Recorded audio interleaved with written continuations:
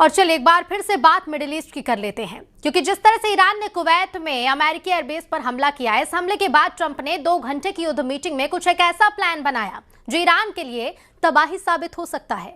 खुफिया इनपुट से पता चला है कि तेहरान की सड़कों पर कट्टरपंथियों ने प्रदर्शन तेज कर दिए। वो दबाव बना रहे हैं कि ईरान राष्ट्रपति डोनाल्ड ट्रंप के साथ परमाणु को लेकर कोई डील ना करे, क्योंकि अमेरिका पर भरोसा नहीं किया जा सकता। खुफिया रिपोर्ट्स के मुताबिक ये मिसाइल ईरान के पश्चिमी हिस्से में स्थित भूमिगत मिसाइल बेस या लॉन्च पैड से दागी गई थी। ईरान इस क्षेत्र से अपनी कम दूरी की बैलिस्टिक मिसाइलों के जरिए खाड़ी देशों में मौजूद अमेरिकी ठिकानों को निशाना बनाता जा रहा है। ईरान के इस्लामिक रिवोल्यूशनरी गार्ड कॉर्प्स यानी कि IRGC ने दावा किया कि उसके बलों ने उस अमेरिकी एयरबेस को निशाना बनाया, जिससे रात में ईरान के दक्षिणी हिस्से खासकर बंदर अब्बास क्षेत्र में हमले किए गए थे।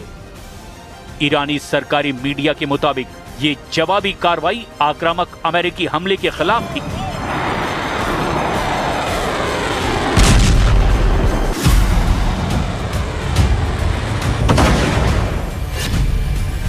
तेहरान की सड़कों पर सैलाब, अमेरिका की तबाही के नारे।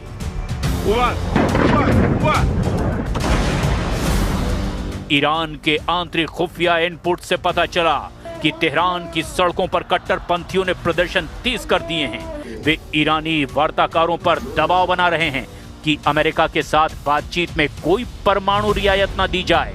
इसके साथ ही तेहरान में ईरान के सर्वोच्च नेता के समर्थन में जमा हुए लोगों ने अमेरिकी राष्ट्रपति डोनाल्ड ट्रंप की ईरान के साथ संघर्ष विराम को और बढ़ाने की योजना पर भी संदेह जताया।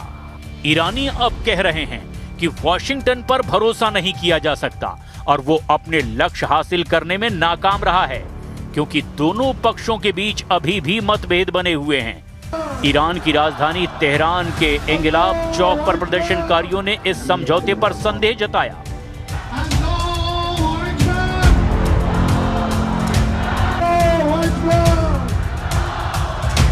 اگر این حرفی که میزنه درست باشه نشان دهنده اینه که محاصره‌اش شکست خورده و اون چیزی که تو ذهنش بوده به وقوع نپیوسته.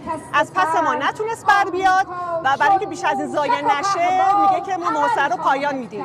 حالا بعد ببینیم چقدر داره درست. اولا که این حرف من نیست، کل دنیا دارن میگن ایشون یه آدم دیوونه احمقیه. رو حرفش ثابت نیست و کاملا آدم دروغگو و پستی هست. هرچی هم میگه چرت و پرته. ما به حرف ایشون اعتنایی نمی‌کنیم، کار خودمون رو ادامه میدیم.